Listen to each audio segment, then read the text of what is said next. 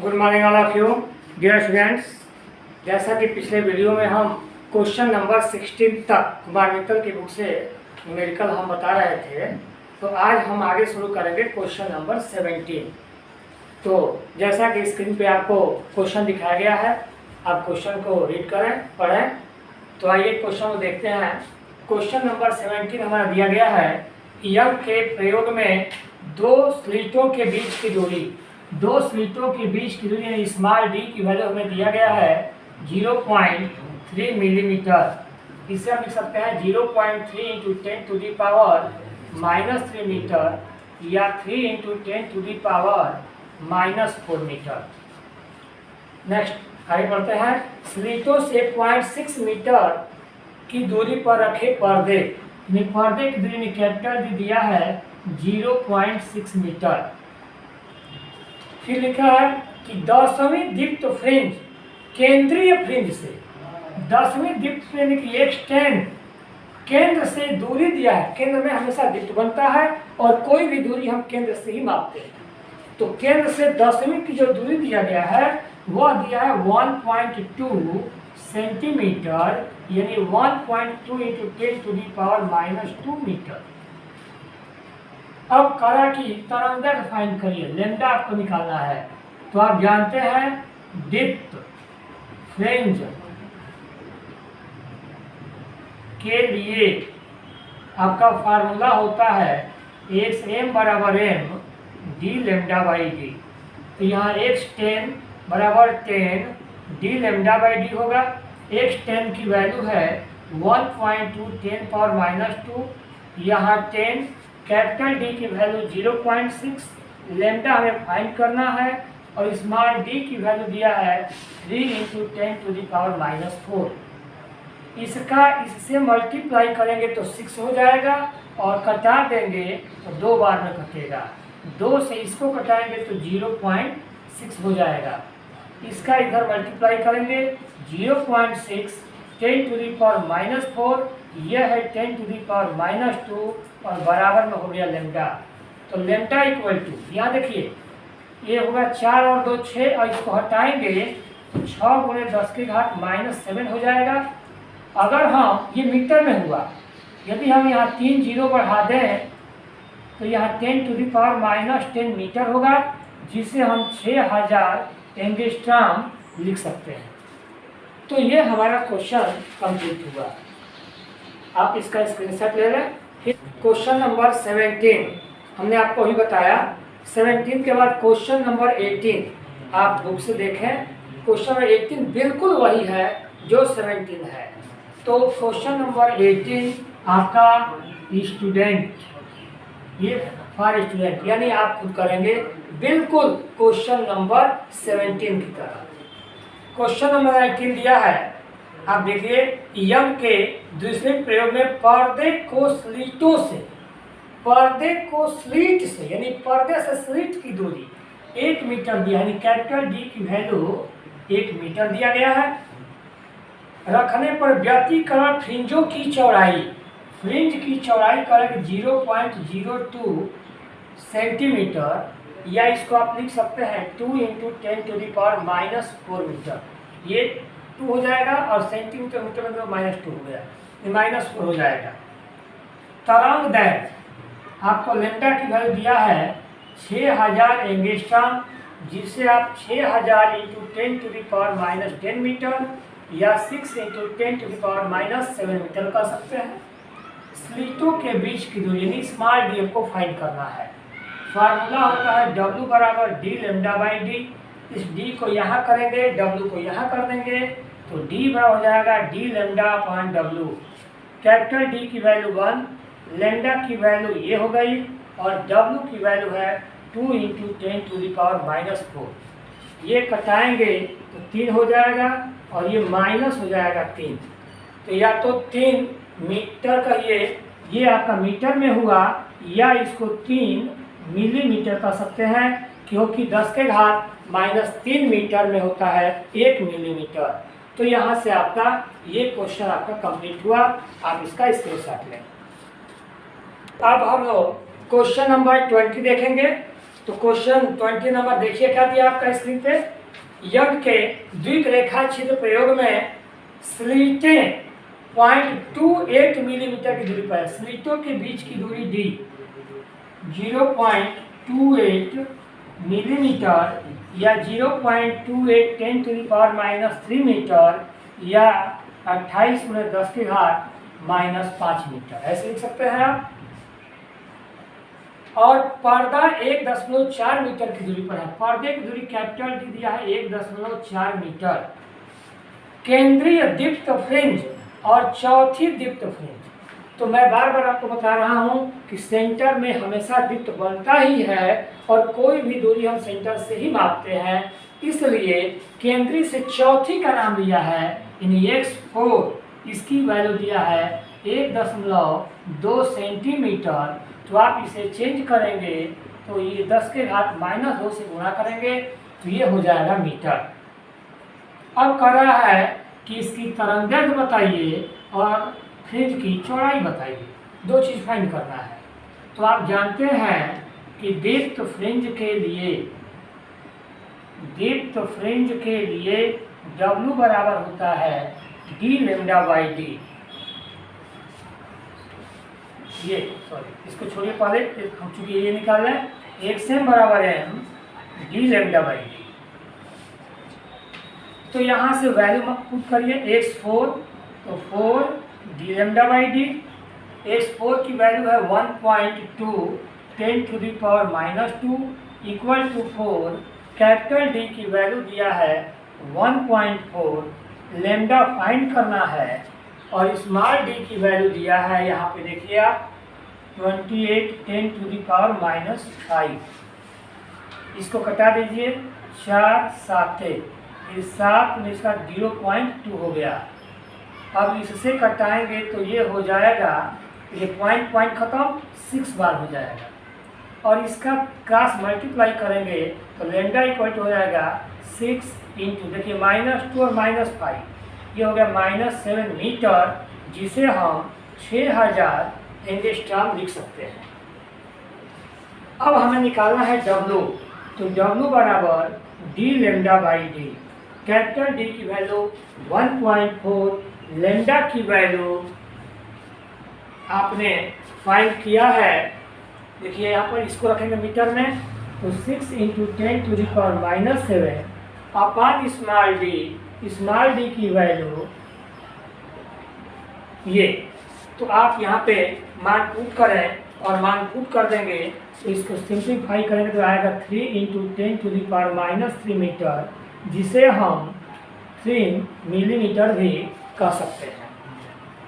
तो ये क्वेश्चन आपका कंप्लीट हुआ और क्वेश्चन नंबर आपका 21 सेम इसी तरीके से करना है। क्वेश्चन नंबर 21 और क्वेश्चन नंबर 22 ये आप खुद कर लेंगे। अगर किसी को प्रॉब्लम होता है तो आप हमसे कमेंट के द्वारा पूछ सकते हैं, इसका स्क्रीनशॉट आप ले लें।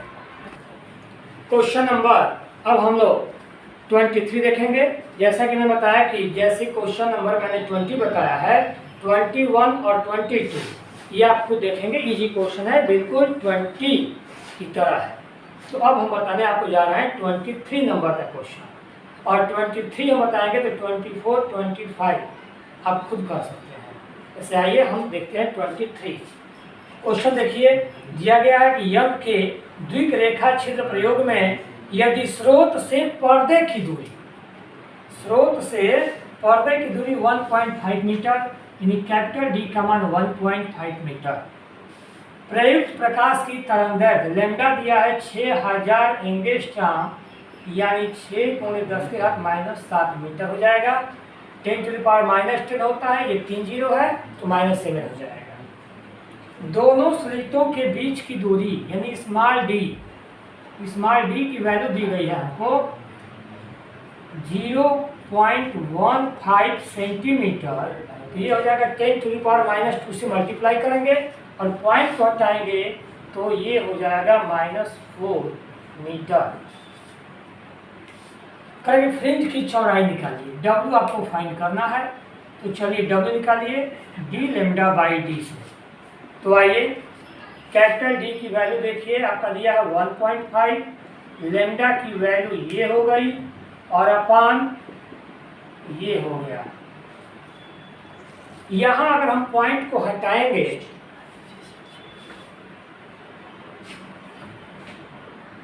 तो अब देखिए यहां हम 10 से मल्टीप्लाई करेंगे तो पॉइंट खत्म हो जाएगा। इसको आप लिख सकते हैं ऐसे 15 गुणे 10। देखिए तो ऊपर किए हैं गुणा, हम लिख दे रहे हैं एक बार आपको समझाने के लिए, हालांकि ये छोटे बच्चों का है। और नीचे भी हम कर देंगे ऐसे, 0 बढ़ गया, ऐसे कभी चलिए सीधी बात सिंपल कर दीजिए, इसको ज़्यादा लंबा मत खींचा जाए। इसको कटाएंगे, देखिए ये पॉइंट है, यह पॉइंट नहीं है, तो इसको कटाएंगे तो कितनी बार में कट जाएगा? सीधे 10 बार में कट जाएगा। अब यहाँ देखिए 6 × 10 टू द पावर, यहाँ देखिए ये घटेगा तो 3 हो जाएगा और यहाँ ऊपर ही जाएगा तो देखिए यहाँ पर 10 टू द पावर -7 है, ये हो जाएगा -3, ऊपर जाएगा +3, तो 6 × 10 टू द पावर -4 हो जाएगा। ये आपका हो गया मीटर में। अगर हम इसे सेंटीमीटर में बदलना चाहें, हालांकि छोड़ सकते हैं मीटर में भी, सेंटीमीटर में बदलना हो तो 10 टू द पावर 2 से गुणा कर देंगे। 1 मीटर में होता है 10 टू द पावर 2 सेंटीमीटर, ये हो जाएगा 6 × 10 टू द पावर -2 हो गया सेंटीमीटर। या इसको 0.06 ऐसे भी लिख सकते हैं। एज ऑलवेज आपका आंसर यहाँ भी हो सकता है, यहाँ भी हो सकता है, जैसे भी लिखना है।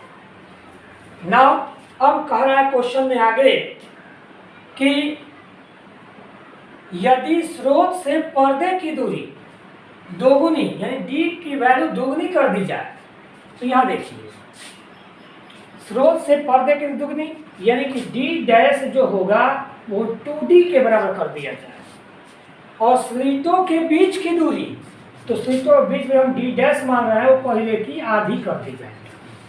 तो कह रहा है, और तरंगर जैसे का तैसे है, उसमें कोई अंतर ना हो, तो कह रहा है इसमें कि फ्रिंज की चौड़ाई कितनी हो जाएगी। तो आइए हम निकालेंगे W dash, D dash lambda अपान स्मॉल डी डैश। अब यहाँ पर डी डैश के जगह पर हम लिख सकते हैं 2d लेमडा अपान d/2।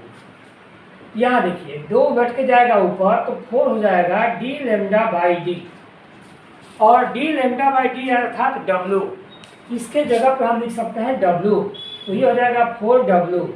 4 और w की वैल्यू में निकाला है 0.06, तो मल्टीप्लाई करेंगे तो 0.24 सेंटीमीटर। तो इस तरह से हमारा ये क्वेश्चन कंप्लीट हुआ। थोड़ा सा क्वेश्चन को आप आराम से पढ़िए, समझिए, और तब करेंगे तो आपको ज़्यादा समझ में आएगा। तो थोड़ा सा न्यूमेरिकल के लिए आपको फार्मूला क्लियर होना चाहिए, इसका आप स्क्रीनशॉट लेंगे। आइए क्वेश्चन नंबर हम आपको 23 बताए हैं, क्वेश्चन नंबर 24 बिल्कुल कॉपी करना है 23 का। तो क्वेश्चन नंबर 23 की तरह आप क्वेश्चन नंबर 24 करेंगे, तो इसलिए हम आपको अब ले चल रहे हैं क्वेश्चन नंबर 25 की तरफ। तो आइए हम क्वेश्चन नंबर 25 देखेंगे। जो क्वेश्चन हम छोड़ रहे हैं आपको बिल्कुल कॉपी करना है, ऐसा नहीं है अगर क्वेश्चन आप देखेंगे तो 100% आप कर सकते हैं। उन्हीं बच्चों को नहीं आएगा तो क्वेश्चन देखेंगे नहीं। फिर भी अगर कोई दिक्कत हो तो आप कमेंट कर सकते हैं। आइए क्वेश्चन नंबर 25 में, एक संकीर्ण स्लिट से निकला प्रकाश 2 समांतर स्लिटों जिनके पारस्परिक दूरी, इन स्लिटों के बीच की दूरी हमको दिया गया है 0.20 मिलीमीटर, जिसे हम 0.20 10 टू द पावर -3 मीटर या 2 × 10 टू द पावर -4 मीटर कर सकते हैं। गुजरता है 100 सेंटीमीटर दूर रखे पर्दे की दूरी दिया है 100 सेंटीमीटर यानी कि 1 मीटर। प्रकाश कर रहा है कि 2 अदीप्त पट्टियों के बीच की दूरी, ध्यान दीजिए 2 अदीप्त पट्टी, आप जानते हैं कि ये ब्राइट है तो ये डार्क है, फिर ये ब्राइट है, फिर ये डार्क, ऐसे बनता है। तो क्वेश्चन कहा जा रहा है कि दो अदीप्त पट्टी, ध्यान दीजिए, तो दो अदीप्त के बीच में क्या बनता है, यहाँ पर दीप्त बनता है। दो अदीप्त के बीच में दीप्त बनेगा। ये दीप्त पट्टी की चौड़ाई अर्थात फ्रिंज की चौड़ाई, अर्थात क्वेश्चन में थोड़ा सा घुमा के दिया है आपसे। दो दीप्त, देखिए दो दीप्त के बीच की दूरी क्या बनता है, अदीप्त, या दो अदीप्त के बीच की दूरी क्या बनता है, दीप्त, अर्थात फ्रिंज की चौड़ाई कहलाती है। तो फ्रिंज की चौड़ाई हमें दे दी गई है 2 मिलीमीटर, अर्थात W 2 मिलीमीटर, अर्थात 2 × 10⁻³ मीटर। करें कि तरंग की गणना कीजिए, तो ये फार्मूला होता है W = d λ/d, that's imply λ = W small d by capital D। मान पुट करेंगे 2 × 10⁻³ स्मॉल d की वैल्यू 2 × 10⁻⁴ अपान कैपिटल D की वैल्यू 1। यहाँ मल्टीप्लाई करेंगे 2 2 × 4 10⁻⁻7 मीटर, या यहाँ पर हम 3 जीरो बढ़ा देंगे तो यहाँ आ जाएगा 10⁻⁻10, जिसे हम लिख सकते हैं एंगस्ट्रॉम। फिर इसी क्वेश्चन में लिखा है कि यदि तरंगदैर्घ्य 6000 हो जाए तो फ्रिंज की चौड़ाई क्या होगी। तो अब देखिए, अब हम W' निकालेंगे, जिसमें यहाँ पर λ' ऐसे कह दिया है। तो यहाँ पर कैपिटल D की वैल्यू हम फिर 1 रखेंगे, और यहाँ दिया है 6000 एंगस्ट्रॉम, अर्थात इतना मीटर, और स्मॉल d की वैल्यू दिया है 2 × 10⁻⁴। तो यहाँ देखिए, पहली बात इससे इसको हटाएंगे तो 3 बार में कटेगा, यहाँ ये 3 जीरो हटेगा तो ये हो जाएगा 10⁻⁻7, और ये ऊपर जाएगा तो 10⁻+4 हो जाएगा। तो 3 × 10⁻³ मीटर, या इसे हम 3 मिलीमीटर भी कह सकते हैं। तो इसी टाइप का क्वेश्चन है। तो जैसे हमने 25 बताया, 26 नंबर ये आप खुद करेंगे।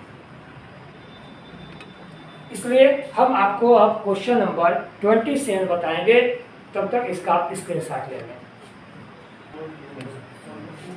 आइए क्वेश्चन नंबर अब हम देखेंगे 27 नंबर क्वेश्चन दिया है कि दो रेखा चित्र जिनके बीच की दूरी अर्थात स्मॉल d ये दिया 0.30 मिलीमीटर, जिसे हम लिख सकते हैं 0.3 × 10⁻³ मीटर, या 3 × 10⁻⁴ मीटर। तरंगदैर्घ्य दिया 6000 एंगस्ट्रॉम, तो 6000 एंगस्ट्रॉम यानी इसको हम मीटर में से बदल सकते हैं, बार बार ये हो रहा है। 50 सेंटीमीटर दूरी से प्रेक्षण लिया गया, व्यतिकरण प्रतिरूप की दूसरी व तीसरी दीप्त फ्रिंजों के बीच अंतराल। प्रेक्षण लिया गया 50 सेंटीमीटर, अर्थात वो कैपिटल D है। 50 सेंटीमीटर यानी 50 × 10⁻⁻² मीटर, और क्वेश्चन में लिखा गया है कि व्यतिकरण प्रतिरूप की दूसरी व तीसरी दीप्त फ्रिंजों के बीच अंतराल। फिर देखिए, जैसे ये सेंटर में हो गया, ये पहला हुआ, ये दूसरा हुआ, ये तीसरा हुआ, तो बताइए किसी भी दो फ्रिंज के बीच जो दूरी होती है वो जाहिर बात है कि अगर ये ब्राइट हुआ तो ये डार्क, ये ब्राइट हुआ तो डार्क, तो दो बीच में जो होगा, या तो ब्राइट के बीच या डार्क के बीच जो भी बनेगा वो फ्रिंज की चौड़ाई कहलाएगी। अर्थात हमें W फाइंड करना है। तो आइए हम निकालें, यहाँ पे W बराबर होता है d λ/d। कैपिटल D की वैल्यू आपको दिया गया है ये, लैम्डा की वैल्यू दिया है ये, और अपान स्मॉल d की वैल्यू दिया है 3 × 10⁻⁴। इसको यहाँ कटाएंगे, 2 बार में कटेगा, 2 से यहाँ मल्टीप्लाई करेंगे 100। यहाँ देखिए 2 और ये -9, 9 में से 4 निकल गया तो ये हो गया -5। और इसको आप लिख सकते हैं 1 × 10⁻³ मीटर, या इसको लिख सकते हैं 1 मिलीमीटर। ये रहा आपका आंसर। अब क्वेश्चन नंबर 29 हम देखेंगे हम लोग। 29 नंबर क्वेश्चन दिया है, यंत्र के प्रयोग में 5000 एंगस्ट्रॉम तरंगदैर्घ्य, लेम्डा की वैल्यू दिया है 5000 एंगस्ट्रॉम। तरंगदैर्घ्य का प्रकाश प्रयुक्त करने पर दीप्त फ्रिंज की चौड़ाई अर्थात W 0.75 मिलीमीटर। यदि पूरे उपकरण को 1.5 अपूर्णांक वाले द्रव में रख दिया जाए, n की वैल्यू 1.5, तो कहेंगे फ्रिंज की चौड़ाई कितनी होगी। तो बहुत सिंपल फार्मूला आपको बता रहे हैं। जैसे आप लोगों ने पढ़ा है कि लेम्डा बाई लेम्डा डैश बराबर n, बिल्कुल उसी तरीका से W बाई W डैश बराबर भी हम क्या कर सकते हैं, n। यानी W डैश बराबर हो जाएगा W बाई n। इसको यहाँ कर देंगे। तो W की वैल्यू है 0.75 और n की वैल्यू है 1.5। पॉइंट को हटाएंगे तो 75 हो जाएगा और नीचे हो जाएगा 150। यहाँ कटाएंगे, 2 बार में कटेगा तो 0.5, तो ये हो गया 0.5 क्या मिलीमीटर में दिया है, चूंकि तो यहाँ लिख देंगे मिलीमीटर। बाकी किसी भी चीज़ की जरूरत नहीं है, बाकी जो भी वैल्यू है बिल्कुल छोड़ दीजिए, केवल बस इस फार्मूला का यूज करिए, सिंपल। और ये क्वेश्चन एग्जाम में पूछा भी गया है, आप इसे देख लें। इसके बाद मात्र एक क्वेश्चन बचा है, तो इसको आप नोट कर लें, फिर हम आगे बढ़ते हैं। आइए तो अब हम लोग लास्ट क्वेश्चन नंबर 30 देखते हैं। क्वेश्चन नंबर 30 दिया है कि यंत्र के दूसरे प्रयोग में एक स्लिट के सामने 1.5 अपूर्णांक की पारदर्शी स्लिट यानी n की वैल्यू दिया है 1.5 केंद्रीय दीप्त फ्रिंज से 10 सेंटीमीटर विस्थापित हो जाता है। आपको याद होगा लास्ट टॉपिक हमने बताया था कि किसी स्रोत से चलने वाली तरंगिका के मार्ग में हम कोई पट्टी रख दें तो संपूर्ण व्यतिकरण प्रतिरूप उस ओर विस्थापित हो जाता है जिसके मार्ग में पट्टी रखी जाती है। तो उस फार्मूले पर हम इस क्वेश्चन को सॉल्व करेंगे। वो फार्मूला आपका होता है x0, आपको बताया गया था x0 बराबर d/d(n-1 × t) केंद्रीय फ्रिंज के लिए। तो केंद्रीय फ्रिंज के लिए इस फार्मूले का यूज करेंगे। ये आपका विस्थापन जो क्वेश्चन में हमारा दिया है कि 10 मिलीमीटर विस्थापन हो रहा है, तो ये जाएगा 10 × 10⁻³ मीटर या 10⁻² मीटर हो जाएगा। अब कहेंगे कि स्लिटों के बीच की दूरी यानी स्मॉल d आपको दिया है 1.5 मिलीमीटर, जिसे आप ऐसे चेंज करेंगे ये हो जाएगा मीटर में। आगे दिया है कि पर्दे की दूरी यानी कैपिटल D की वैल्यू दिया है 1 मीटर। तो कह रहा है कि जो पट्टिका रखी गई है उसकी मोटाई यानी कि T आपको फाइंड करना है। तो आइए उस फार्मूले को हम लगाते हैं d/d(n-1 × t)। तो T निकालना है तो क्रॉस गुणा करें, x0 × d/d(n-1) मान पुट करें, इसकी वैल्यू हो गई 10⁻², स्मॉल d की वैल्यू 1.5 10⁻³ अपान कैपिटल D की वैल्यू 1, यहाँ 1.5 - 1, यहाँ देखिए 1.5 10⁻⁵ अपान इसमें से निकलेगा तो 0.5। ये आप कटा देंगे तो 3 बार में कटेगा, तो 3 × 10⁻⁵ ये रहा मीटर, या इसको आप सेंटीमीटर या मिलीमीटर जिसमें भी बदलना चाहें तो इसको लिख सकते हैं आप 0.03, 2 हो गया, -3 बचा तो इसको लिख सकते हैं मिलीमीटर। तो इस तरह से आप इस पर भी छोड़ सकते हैं या इसको चेंज कर सकते हैं, सेंटीमीटर में बदले, मिलीमीटर में बदले, एज यू विश। लेकिन हमने बताया है कि चूंकि छोटी राशियां हैं इसलिए हम इसे मिलीमीटर या सेंटीमीटर में चेंज करते हैं। तो इस तरह से हमारा ये फुल चैप्टर न्यूमेरिकल का आज कंप्लीट हो रहा है। इसे आप पूरा नोट्स बुक पे अपना तैयार करें, सॉल्व करें। और मैं आशा करूँगा कि चैनल को आप सब्सक्राइब करें, लाइक करें और बेल आइकन को ऑल पे करें ताकि मेरे सारे वीडियोज आपको प्राप्त होते रहें। थैंक्स।